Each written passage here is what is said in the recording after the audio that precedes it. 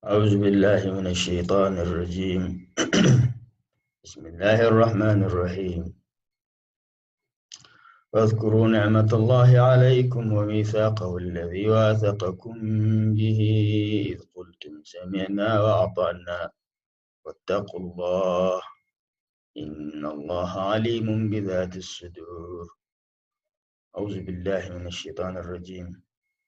بسم الله الرحمن الرحيم. الحمد لله رب العالمين الرحمن الرحيم مالك يوم الدين إياك نعبد وإياك نستعين اهدنا الصراط المستقيم صراط الذين أنعمت عليهم غير المغضوب عليهم ولا الضالين آمين.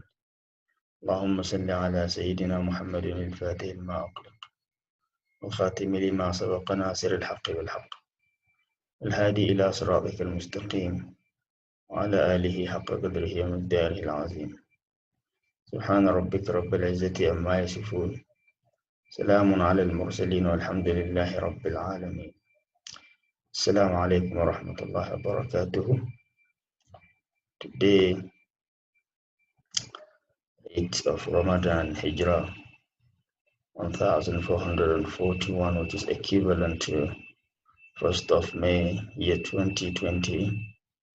We continue with our Qur'anic studies, and we are still in the chapter of Ma'idah, and we stopped yesterday on verse 6, and today we are going to continue from verse 7, which says, وَاذْكُرُوا نِعْمَةَ اللَّهِ عَلَيْكُمْ. O you who believe, you should remember the bounties of Allah upon you, favors of Allah and bounties of Allah upon you. وَمِثَاقَهُ الَّذِي وَاثَقَكُمْ بِهِ, and the covenant that Allah has taken upon you. إِذْ قُلْتُمْ سَمِعْنَا وَأَطَعْنَا, and also remember when you said that we would listen and we would obey and we would be loyal to Allah. Do not break all those things. وَاتَّقُوا, and fear Allah, and don't break all those things.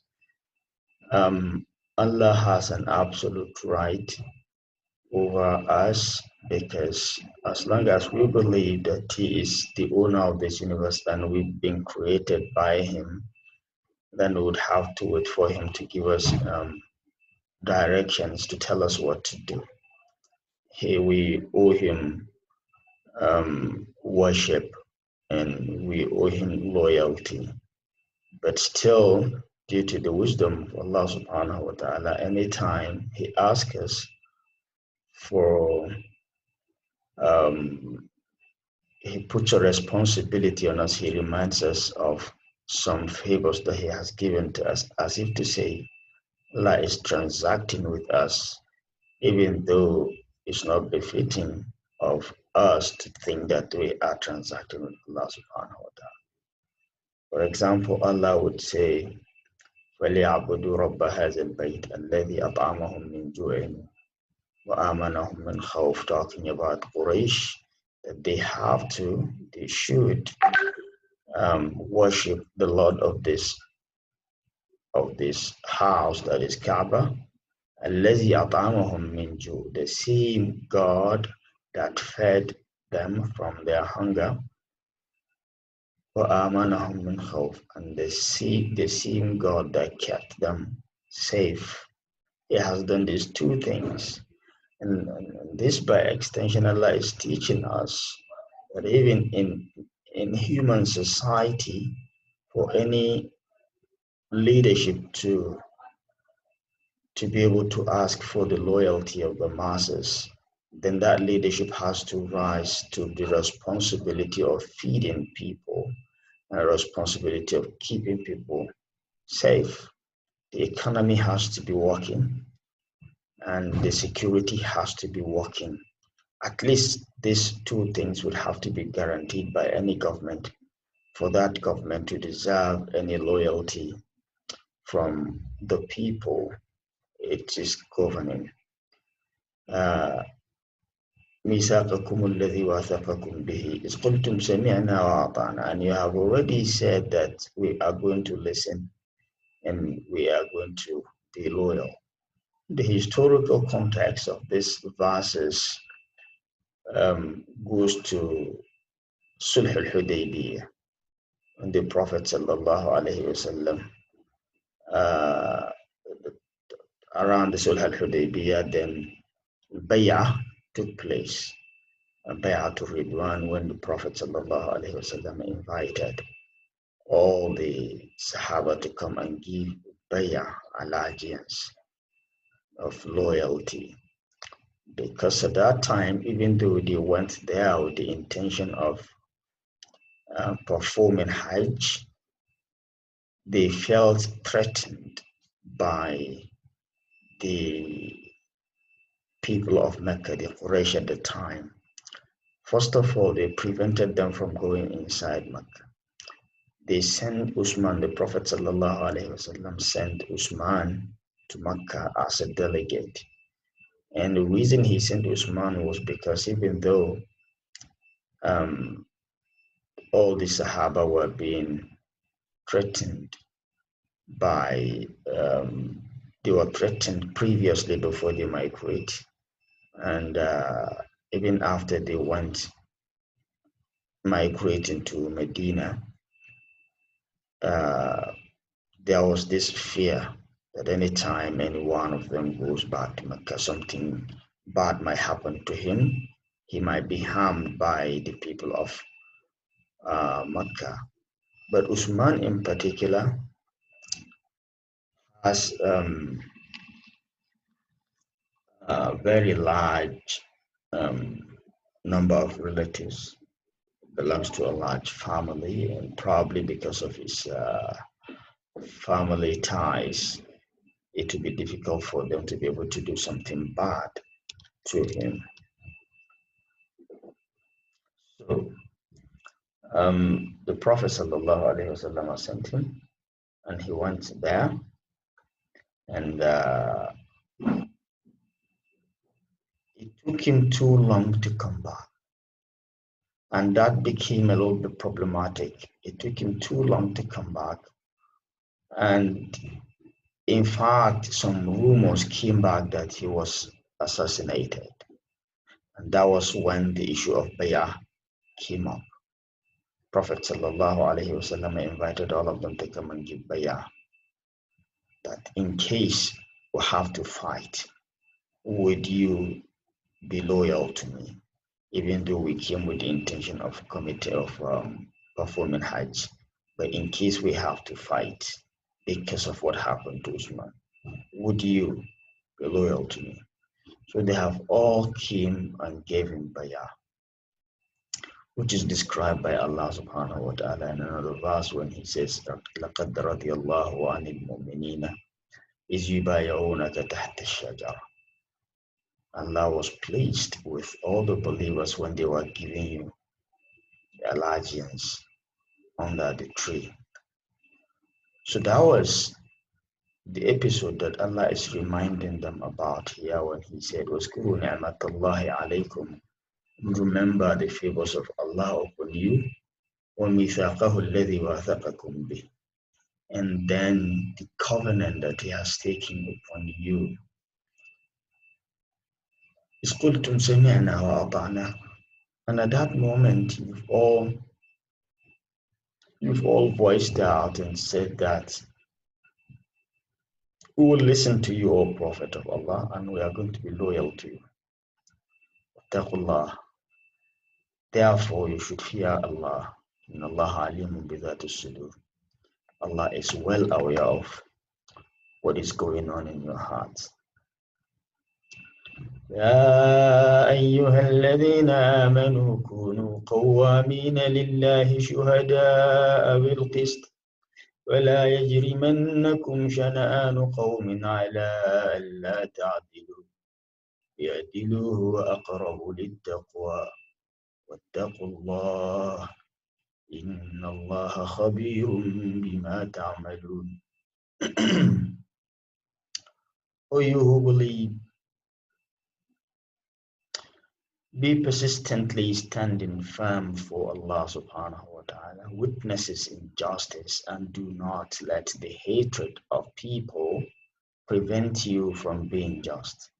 Be just, that is nearer to righteousness. Fear Allah.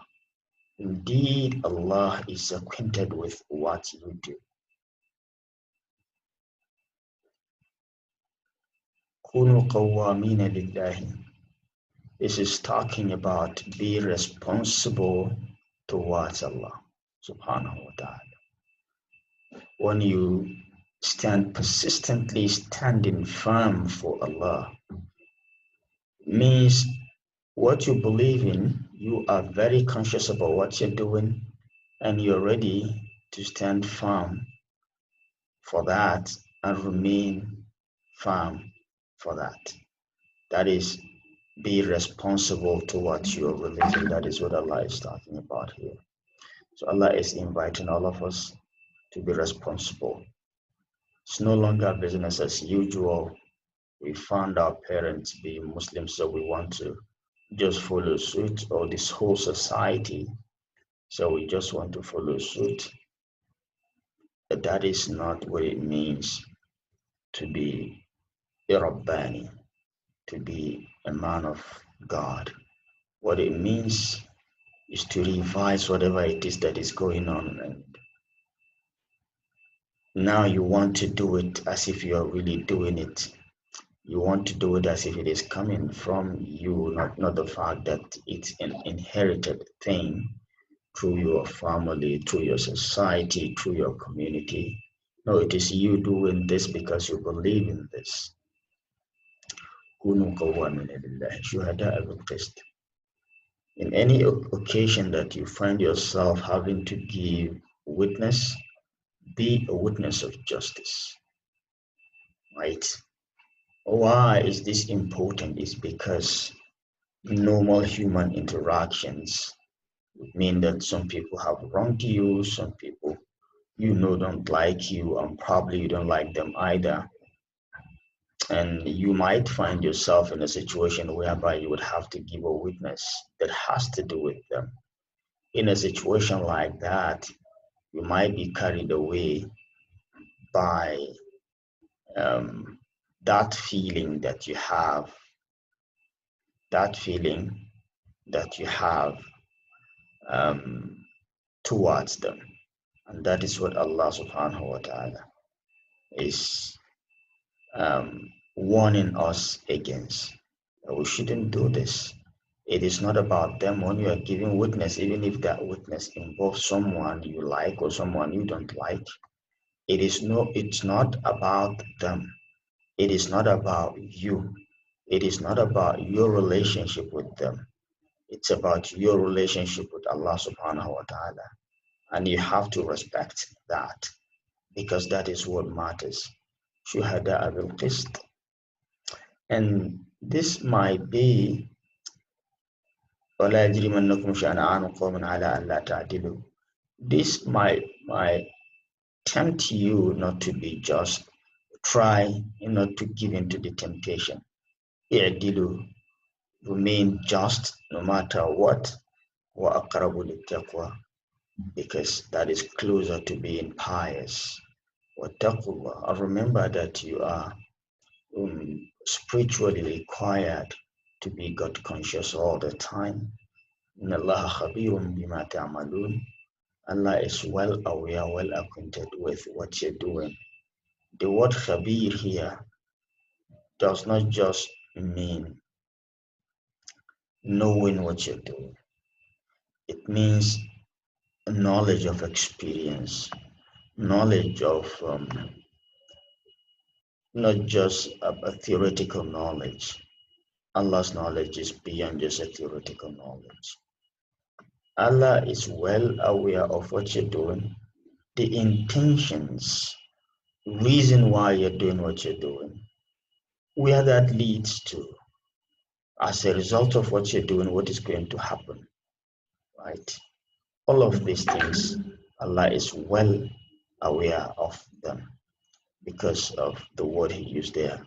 Inna Allah khabirun bima ta'malun. وعد الله الذين آمنوا وعملوا الصالحات لهم مغفرة وأجر عظيم. Allah has promised those who believe and do righteous deeds that for them there is forgiveness and great reward. Right?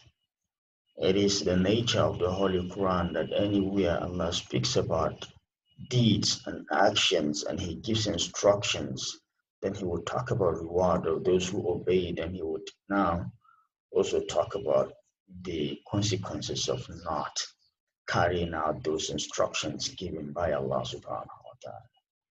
So in the same manner, here Allah is saying, وَعَدَ اللَّهُ الَّذِينَ آمَنُوا. Those who have believed in Allah, Allah has promised them, وَعَمِلُوا الصَّالِحَاتِ, and did good deeds, has promised them maghfirah, forgiveness, وَأَجْرٌ عَظِيمٌ, and great reward.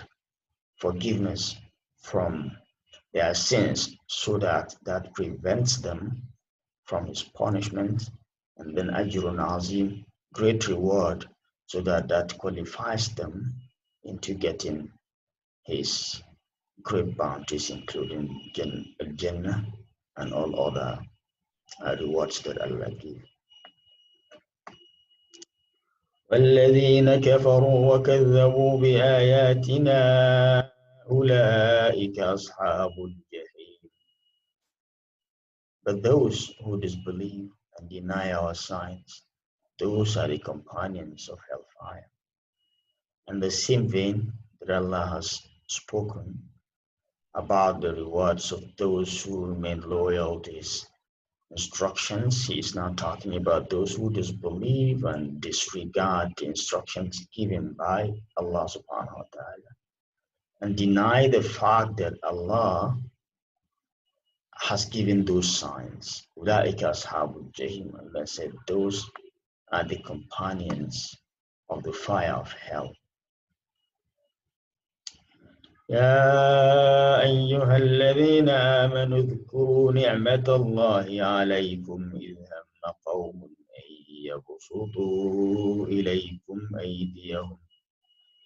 هم قوم أن يبسطوا إليكم أيديهم فكف أيديهم عنكم واتقوا الله وعلى الله فليتوكل المؤمنون. O you who have believed, remember the favor of Allah upon you when a people determined to extend their hands in aggression against you, but He withheld their hands from you. Fear Allah, and upon Allah let the believers rely. Still reminding the believers about His favors and bounties. And this has a historical context, and at the same time, it is applicable to our lives today. The historical context of this, scholars has a number of opinions about this, and Ibn Jarir al-Tabari mentioned about 3 different opinions about the historical context of this verse. First has to do with the Prophet sallallahu alaihi wasallam. One day, when he was traveling together with his companions, and they broke their journey in a valley, and they wanted to spend a night there. But one of the tribes of the Bedouin tribes, who were the allies of the people of Mecca, got to know about the Prophet ﷺ and a few people with him inside the valley. So they connived to come in the middle of the night and assassinate them. But Allah revealed that to His prophets. And then Prophet ﷺ decided to move from that place to a different location. This is the first opinion mentioned by Ibn Jarir al-Tabari. And another one has to do with the Jewish people Prophet sallallahu alaihi wasallam came back from a particular battle, realized that the Jewish people actually Jewish people connived against him with the enemy, which is in clear transgression and disregard to what was known as the Constitution of Al-Medina. Because when the Prophet ﷺ came to Medina, the first thing he did was to bring everyone to Medina so that they will agree on certain terms of living together. It was a mixed society in which there were Muslims, there were Jewish people, or even among the Jewish people, there were a number of tribes, Banu Nadir, Banu Qaynuqa, and a number of other ones. And then there are Ansar, that's the Arabs of Medina, and even among the Ansar, there are a number of tribes. The most prominent among them was Aus and Khazraj. And there is still another complication because those Arabs had alliances with some uh, Jewish tribal people. So when Aus would go for war, and their allies from among Jewish people would go with them and so on and so forth. So the Prophet ﷺ wanted to have peace in Medina, wanted to build a society, a community that everyone should be able to defend. So the king, all the delegates of all the parts of the society came together and they wrote that treaty, the Constitution of Medina. Part of the um, points in the Constitution was the fact that there's not going to be any war among the people of Medina. And if any external enemy comes to fight Medina, all of them will come together to fight the person. And none of them is going to have an alliance with an outsider to fight anyone within Medina. So they are now one community. It's not about religion. It's just about community, which is, I think, the starting point of modernity, of the starting point of knowing how to establish modern cities in the world. So the Jewish people decided to connive with some outsiders from Medina who were enemies to the Prophet ﷺ. So when he came back from battle, he went directly to, they invited him actually, and unknown to him, ﷺ, they plotted against him that once he's there, they are going to assassinate him and all of that. So he actually went, and then Jibril alayhi salam came and told him that that was the situation, and then he used a back door and exited, and then he told Ali ibn Abi Talib to remain there. Anyone from among the Sahaba that comes, they should let him know that he left to Medina and they should meet him in Medina. So that was what happened. That was what happened. And the Prophet ﷺ went to Medina, and the Sahaba met him in Medina. And that is what Allah is referring to when He said, أيها الذين آمنوا اذكروا نعمة الله عليكم إذ هم قوم أن يبسطوا إليكم أيديهم. Or you who believe, remember the favors of Allah upon you when some people intended to extend their hands in transgression against you. فَكَفَّ أَيْدِيَهُمْ عَنْكُمْ, and then Allah withheld their hands from you. وَاتَّقُوا اللَّهَ, and remember Allah, will be pious and be conscious of Allah. وَعَلَى اللَّهِ فَلْيَتَوَكَّلِ الْمُؤْمِنُونَ. And those who believe always put their reliance of Allah subhanahu wa ta'ala. We have to rely on Allah. Reliance on Allah subhanahu wa ta'ala unlike the way it is being misinterpreted, most especially in our communities here in northern Nigeria, highly misinterpreted. Living your life without planning anything, thinking that because you rely on Allah, things are going to sort themselves out. No, things are not going to sort themselves out. You have to work towards that if you really want that to happen.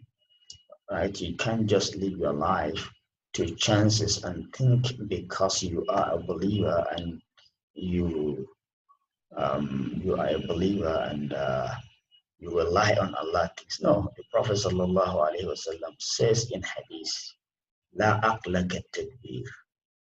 Um, the best of minds is the one that plans.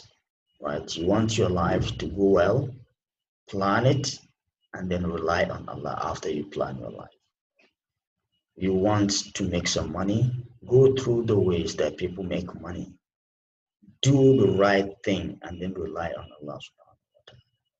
You want some certificates, go to school, study very hard, write your exams properly, and then rely on Allah subhanahu wa ta'ala. You want a position, go through politics, do what needs to be done in the right way, and then rely on Allah subhanahu wa ta'ala. But then this question arises, if you have to if you have to do the needful, then what's the point of relying on Allah subhanahu wa ta'ala? As someone might want to put it, that I would do the right thing, then non-believer would say, for example, innama utituhu ala ilmin indi. This happened to me because I'm knowledgeable. This happened to me. I got this job because I'm qualified for the job. I got this position because I worked for it. I made some money because I'm the best economist around and I worked very hard to make this money, right? So what is the point of relying on Allah subhanahu wa ta'ala if you have to um, put the hard work? Well, the point of relying on Allah subhanahu wa ta'ala is so that you would you would make a clear difference between yourself and a non-believer. This world does not belong to you, right? You there's relationship as far as we think. There's relationship between actions and reactions, stimuli and response. If you walk, you get the result. But that relationship is uh, is it correlational or causality relationship? It just coexists, or this one triggers the other one, right? To a mu'min, to someone who believes in Allah subhanahu wa ta'ala, he knows that it is Allah that triggers the second one, not the action. Like, for example, normally a knife would cut if the knife is sharp. But how comes Ibrahim alayhi salam made an attempt to slaughter his son Ismail, but the knife could not cut the neck of his son? Was because Allah, who normally puts the cutting in the knife, decided to remove the cutting at that moment. How comes Ibrahim alayhi salam again was thrown into fire? And normally fire burns, right? But the fire there did not burn Ibrahim alayhi salam because Allah says, قُلْنَا يَا نَارُ كُونِي بَرْدًا وَسَلَامًا عَلَى إِبْرَاهِيمَ فَأَرَادُوا بِهِ كَيْدًا فَجَعَلْنَاهُمُ الْأَخْسَرِينَ. We say, oh fire, become cool and safe to Ibrahim. They wanted to harm him, but we prevented him from being harmed, right? So whatever action you put in there, it is Allah who would decide whether the reaction is going to come the way you expected or not. Whether whatever stimuli put in there, Allah is the one that would decide whether the response is going to be the same way you anticipated or not. Therefore, you have to rely on Allah so that you put it there. Despite the fact that you have the knowledge, you have what it takes as you think, but that doesn't mean that the result would necessarily come the same way. So you have to rely on Allah subhanahu wa ta'ala. And that is the basic difference between you and a non-believer who thinks that it is his knowledge or qualification or certificate that makes him get that thing. In this vein, I remember a story of a friend who was telling me that one day he was on a panel. He was on a panel of employment, and people applied for positions of assistant professorship in a university.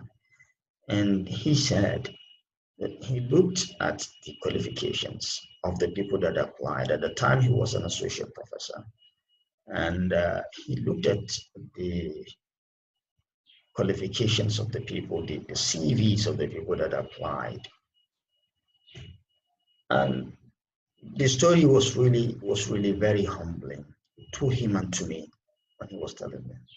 He said when he looked at the qualifications, the CVs, how thick the CVs are of the people that apply for the position, the first thing that came to his mind was, how did I even get my job here in the first place? Because all of the CVs that were looking for positions as assistant professors at the time were better than his CV, and he got his job a long time ago, and he was already an associate professor at the time. But the people who are applying now, all of them have a CV that is better than his own. And not just that, each one has a CV that is better than each and every one on the panel that are judging them and deciding who gets which job. And that was really humbling to him, right? And then I think of sharing this experience because anytime we get things, there are some hidden hands that were at work and making sure that we get those things without even us knowing. And this has been consistent all the time, right? So it is because you're seeking those hidden hands to work in your favor that you rely on Allah subhanahu wa ta'ala. You don't rely on your qualifications. You don't rely on your intelligence. You don't rely because no one, absolutely no one, can achieve whatever it is without support from where he knows and from where he doesn't know. And those supports that he gets from where he knows and where he doesn't know, how did they align at the same time and the same place for him to get that thing? These are things that are highly beyond us. So that your qualification, that your knowledge is one of the tiniest aspects of the reason why you got whatever you got. It's beyond you. It's absolutely beyond all of us.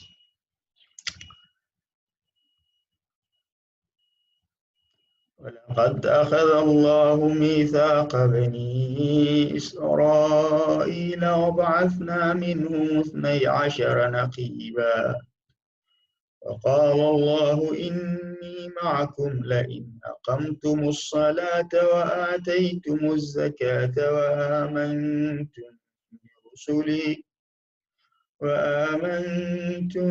برسلي وعزرتموهم وأقرضتم الله قرضا حسنا لأكفرن عنكم سيئاتكم ولأدخلنكم جنات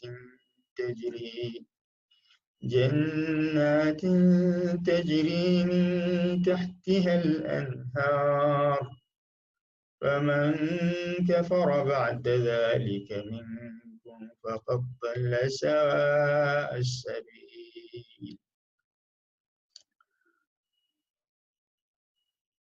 And Allah had already taken a covenant from the children of Israel, and we delegated from among them 12 leaders. And Allah said, I am with you.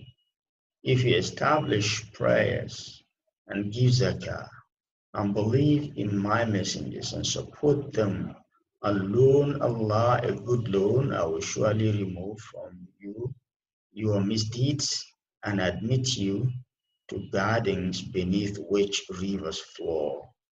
But whoever of you disbelieves after that has certainly strayed from the soundness of the path.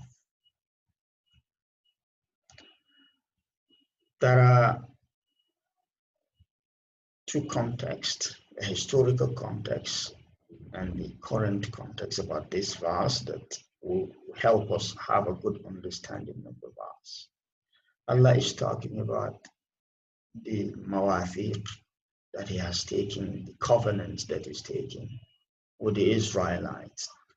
And we know going through the Holy Quran, we would realize that Allah has taken a number of mawathiq with Bani Israel, all of which they have broken. Some of those إذا أخذ الله ميثاق بني إسرائيل لا تعبدون إلا الله وبالوالدين إحسانا وبذي القربى واليتامى والمساكين وابن السبيل to the end of the verse, long verse in Surah Al-Baqarah. And Allah is telling us about those mawasiq and all of that, and the way they have broken them, including establishing prayers, including being kind to neighbors, being kind to friends and relatives and parents, including not waging wars among themselves and not killing themselves and all of that. And they have broken all those covenants. And now Allah is talking to us about covenant. Is it the same covenant that we have seen in Surah An-Nisa, chapter of Nisa, and the same covenants that Allah has detailed in Surah Al-Baqarah? Actually, no. This is a different covenant altogether, right? This is a covenant that has to do with the history after Allah subhanahu wa ta'ala drowned Pharaoh, and when Pharaoh was making too much evil in the land, Allah drowned him, and then Musa alayhi salam took Bani Israel with him outside of Egypt, and then Allah told them, we will see that in the future in this chapter. Allah is telling them through Musa alayhi salam that we have to go to a particular land called the Holy Land. We are going there, and we are going to go there. There are people who are perpetrating evil in the land. We have to go there, fight them, and that land belongs to us. That is the land that we are going to reside, right? That is what Allah is talking about in this verse. So, because Bani Israelites are 12 tribes, the reason, and they are 12 tribes based on the 12 children of Israel.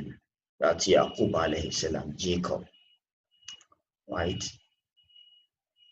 And therefore, they conduct themselves in a tribal way, 12 tribes all the time. So when Musa alayhi salam was going to survey that place, Allah instructed him to take a representative from each of the tribes. So he took 12 tribes, 12 individuals from the tribes, and he took them with him, and they went to the Al-Ard al-Muqaddasa. So when they went there, they realized that in terms of preparation, war preparation, the people there are better prepared, and the people there in terms of physical build, they are better built than they were. And if they are to look at it from the perspective of who is better prepared is going to win the war, so these people are likely to win the war. But then that is definitely not the case, because Allah has promised them that He is with them. So apparently these 12 people, representatives, got scared. So that is when the issue of covenant comes in.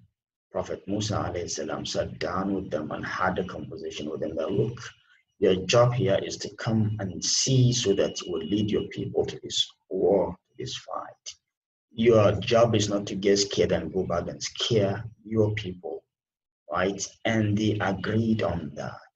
But unfortunately, when they came back, they actually came back and scared the hell out of their people, except only two individuals from among the 12.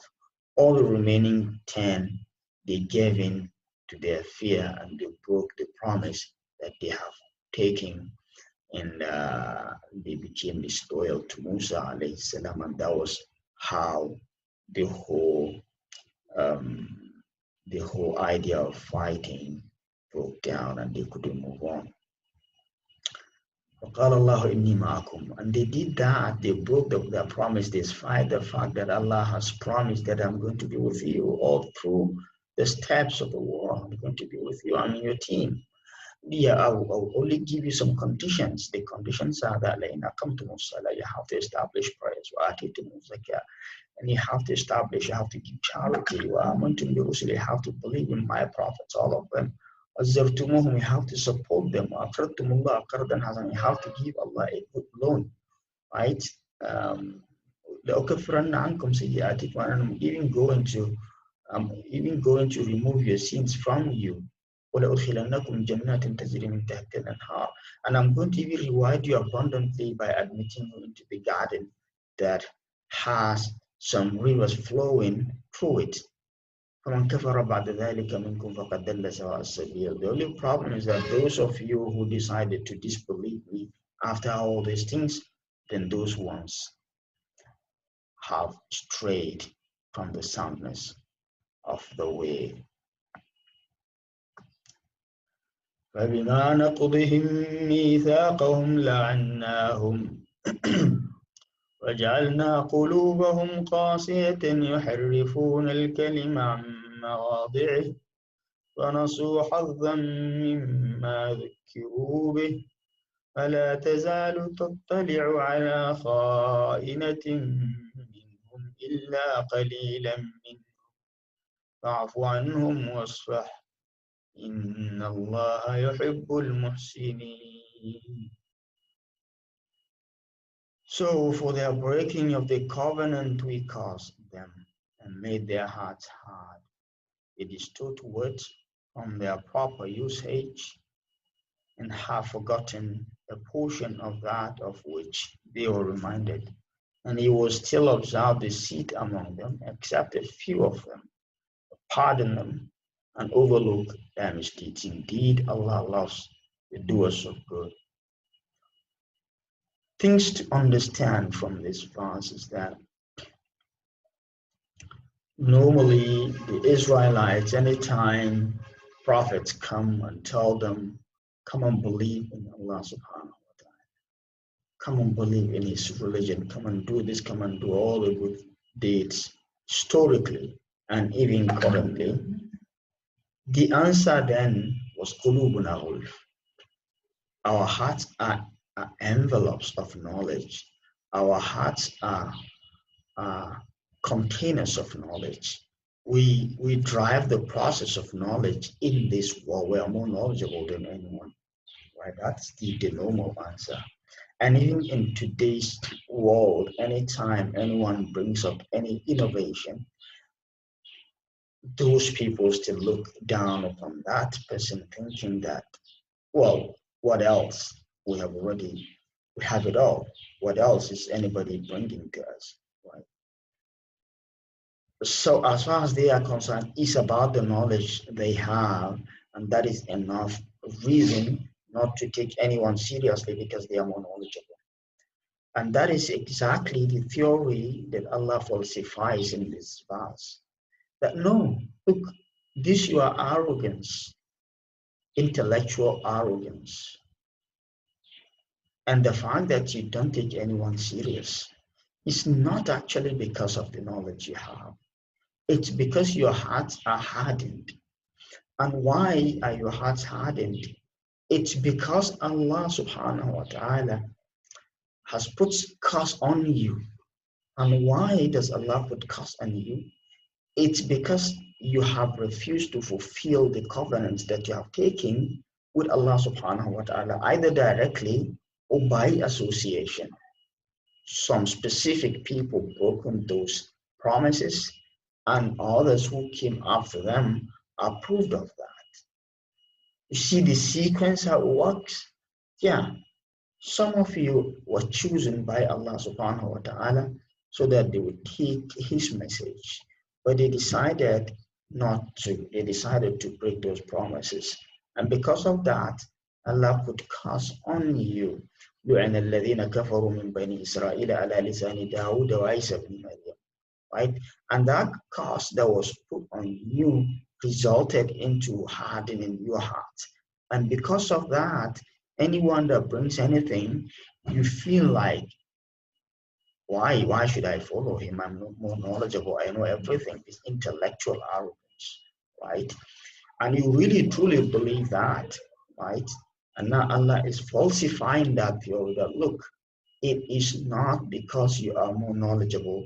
That is not what is making you arrogant. What is actually making you arrogant is because your hearts are hardened. And the reason your hearts are hardened is because Allah has put curse on you. And the reason Allah put curse on you is because either you have directly broken his promises or you have approved of those who has broken his promises. And the result of all these things is يحرفون الكلمة عن مواضعه. It becomes very easy for you to manipulate the words of God subhanahu wa ta'ala. This is the book, this is what it says, but you feel no, we don't want it this way, so you replace what you don't want with what you want, or you just completely ignore anything that doesn't sit down well with you. You just ignore it as if it doesn't exist. You don't want to talk about it. You can just easily say, I don't want to talk about this. And by so doing, you feel like that responsibility is no longer on you. No, it is still on you. You have just run away from the responsibility. But that would not make the responsibility go away. It is still there. The fact that you have ignored it doesn't mean that it's no longer there. وَنَسُوا حَظًّا مِمَّا ذُكِّرُوا بِهِ. Allah said, and part of the result of that is that they have completely forgotten many of the things that they were warned against. Allah warned them against so many things, but they have forgotten all those things. Why? Because the hearts were hardened, right? So they can just put responsibilities aside and forget about a lot of instructions given and warnings given. ولا تزال تطلع على خائنة منهم إلا قليلا منهم. Allah is now instructing and advising his Prophet Muhammad sallallahu alaihi wasallam that look, be on the lookout. You would always see them manipulative all the time. Anytime you enter into business with them, into transaction with them, they would want to be a step or two ahead of you. They would always want to manipulate whatever transactions you're going to have with them. So be on the lookout, be on your guard anytime you are dealing with them. But at the same time, فَعْفُ عَنْهُمْ وَاصْفَحْ. Just be forgiving.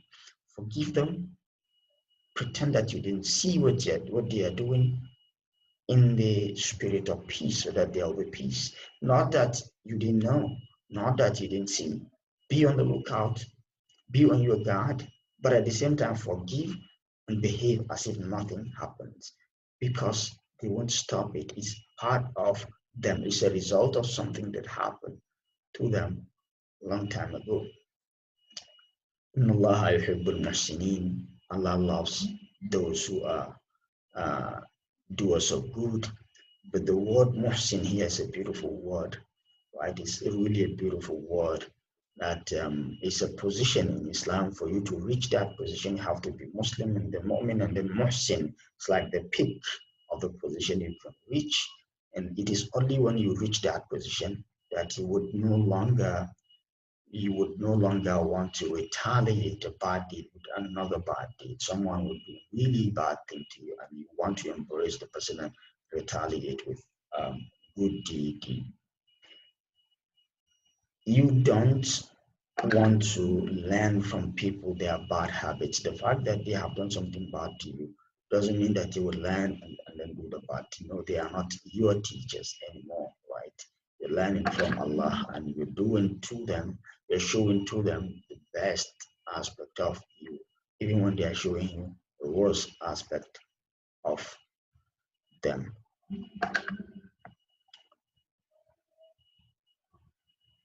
ومن الذين قالوا إنا نصارى أخذنا ميثاقهم فنسوا حظا مما ذكروا به فأغرينا بينهم العداوة والبغضاء إلى يوم القيامة وسوف ينبئهم الله بما كانوا يصنعون.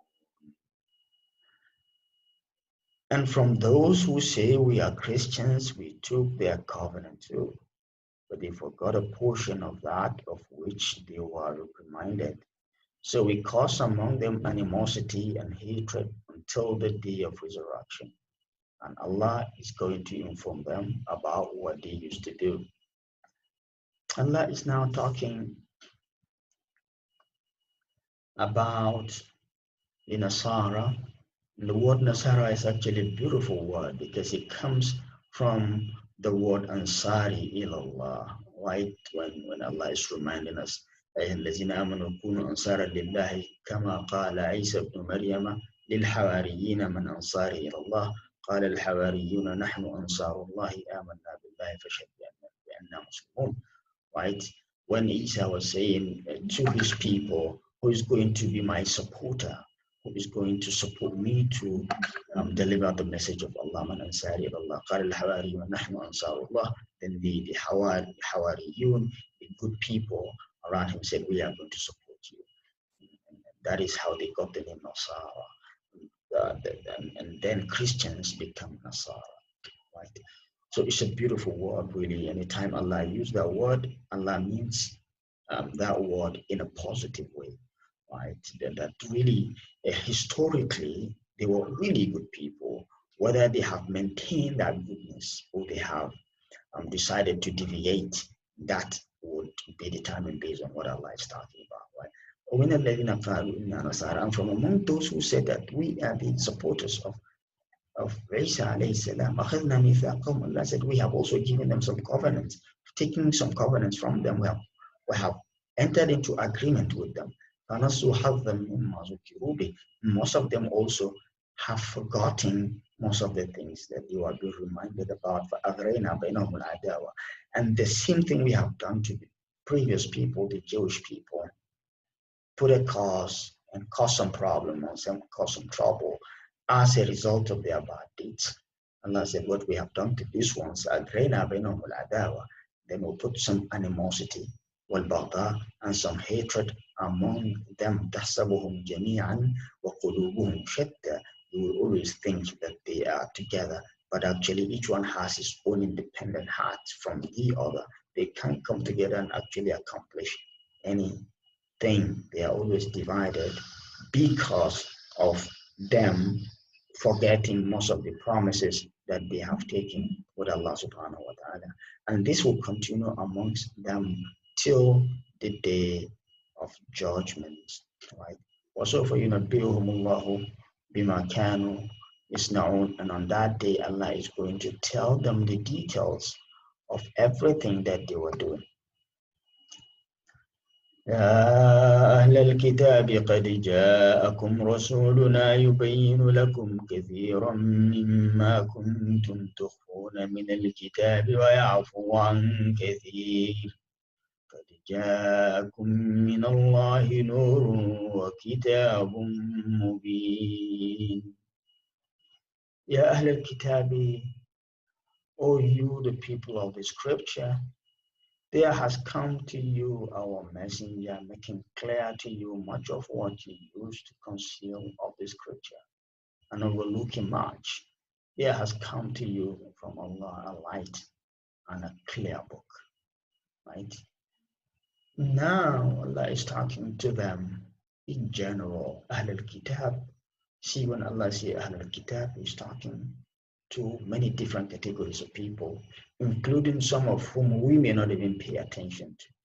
Yes, when Allah is talking to Ahl al-Kitab, He's talking to the Jewish people, the Christians, and any other people that have revelation from Allah subhanahu wa ta'ala previously and stick to that revelation without shifting, coming to believe in the new revelations.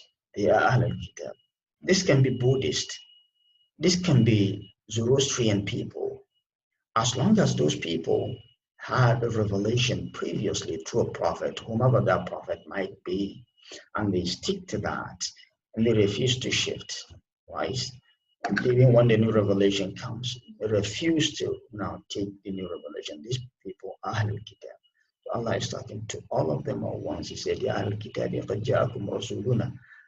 Our prophet came to you, يُبَيِّنُ لَكُمْ كَثِيرًا مِمَّا كُنْتُمْ تَخْفُونَ مِنَ الْكِتَابِ, and he's explaining to you most of the things that you are hiding in your book, the scripture that came to you. Many things you're not talking about, you don't want to talk about.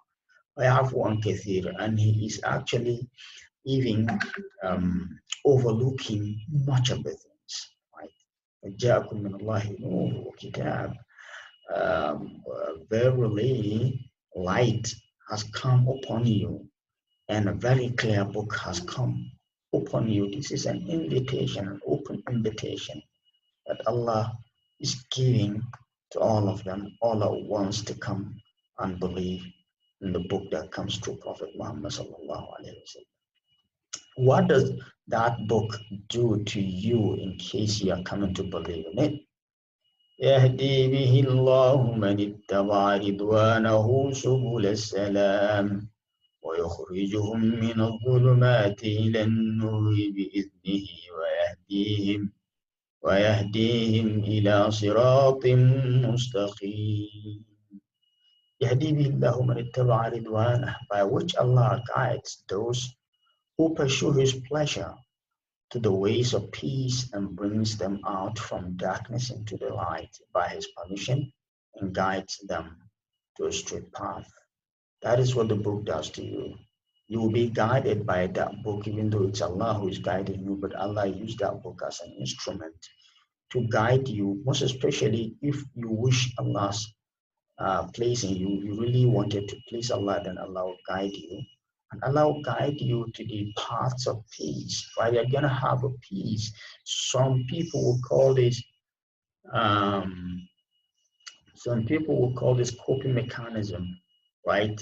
That is what religion does, because these big questions that we don't have answers for, religion is sort of giving us answers that would serve as a coping mechanism. We can be able to cope with the hardship of life because religion has given us hope beyond this life, right?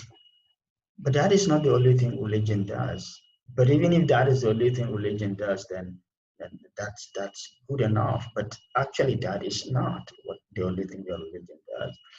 We only think of religion from that perspective if we think the whole issue of this religion is a hoax. It's not true. It's just there to serve as a coping mechanism. No, it's beyond that. This thing is real. You get into it, practice it, you practice the spirituality of the religion, and you would know that yes, this thing is real. Right? What the prophets are telling us is true, and the day of resurrection is going to happen. Right? And problem is, whether you believe it or not, it is still going to happen. The fact that you don't believe it doesn't change the fact that it's not going to happen, right? That's the problem. And if you think that because science explains life as a phenomenon, therefore you don't need God, but that is stupid. The fact that science explains life doesn't mean that science remove God's right from being the one that created life. It just explains it. That is all science did. And even at that, science does not exhaust all the meanings of life, right? Science deals only with tangible material things and the relationships between them. Science talks about how things work, but science doesn't talk about why things work. And that is the area that religion addresses, right? Science just deal with how things work, and religion talks about why they work, right? Which science cannot explain. يهدي به الله من اتبع رضوانه سبل السلام. Allah guides with it those who wanted to please Allah subhanahu wa ta'ala. ويخرجهم من الظلمات إلى النور, and He brings them out from darkness into the light بإذنه, with His permission. ويهديهم, and He guides them إلى صراط المستقيم, to the right path. And this is where we're going to stop today, inshallah, and we are going to continue from where we stop when we come back, inshallah. اللهم اهدنا فيمن هديت، وتولنا فيمن توليت، وبارك لنا فيما أعطيت، وقنا واصرف عنا برحمتك شر ما قضيت، فإنك تقضي بالحق ولا يقضى عليك، إنه لا يعز من عاديت ولا يذل من واليت، تبارك ربنا وتعالى.